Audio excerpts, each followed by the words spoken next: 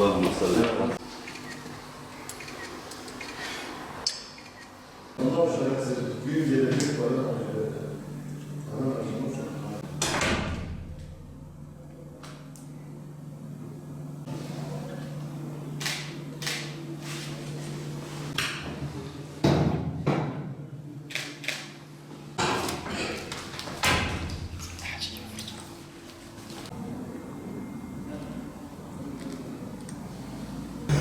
Yani çocuğumla gurur duyuyorum.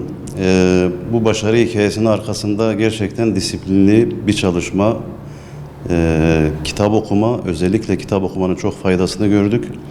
Son 2 yıldır çocuğumun kendine bir hedef belirlemiş olması bu başarıda ana etkenlerden bir tanesi.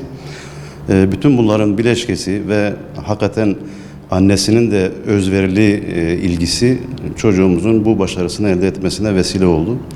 Ayrıca okuldaki öğretmenleri ve devam ettiği C1 kurs merkezindeki ilgili öğretmenlerinin katkılarının da bu başarıda emeği yadsınamaz.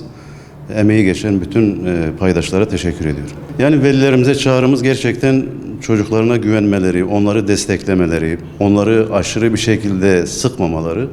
Çünkü hakikaten çocuk istediği zaman, kendine bir hedef belirlediği zaman başarı geliyor. Bu olmadığı zaman, çocuğun ilgisi yoksa, ne kadar destek verirseniz verin, ne kadar zorlarsanız zorlayın, başarı gelmiyor. Çocukların sürekli arkasında olsunlar, desteklesinler ve onun ilgi ihtiyaçlarına göre kararlarını versinler. Benim tavsiyem bu yani. Özellikle de çocuklarımızın kitap okumaları. Çünkü şu anki yeni nesil sorular gerçekten okuduğunu anlamaya ve analiz etmeye yönelik sorular. Özellikle kitap okumanın başarı anahtarı olduğunu söyleyebilirim. Yani çocuklarımıza da tavsiyemiz, ben de bir öğretmen, bir okul idarecisi olarak uzun zamandır görev yapıyorum. Çocuklarıma tavsiyem hakikaten kendilerine bir hedef belirlesinler ve o hedefe koşmak için, hedefi 12'den vurmak için özellikle planlı programlı çalışsınlar.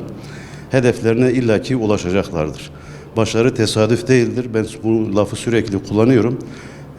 Başarı azimli bir çalışma, planlı bir çalışma ve hedefe kilitlenmenin bir sonucudur yani. Ben 5. sınıftan beri yavaş yavaş LGS çalışmalarına başladım. Yani az ve öz çalışıyordum ben. Yani çok fazla çalışmanın bir anlamı yok. Önemli olan verimli çalışmak. Ben de 5. sınıftan beri az ve verimli bir şekilde çalışıyordum. Her sene üstüne koyarak devam ediyordum. En son 8. sınıfta da her gün düzenli ders çalışıyordum. Kitap okuyordum ve konu tekrarı yapıyordum.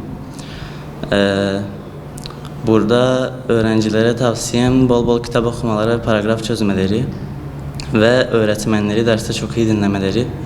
Öğretmenleri çok iyi dinlemek gerçekten çok önemli çünkü ders derste öğrenilir. O yüzden derste öğrenciler öğretmenlerini can kulağıyla dinlemeli.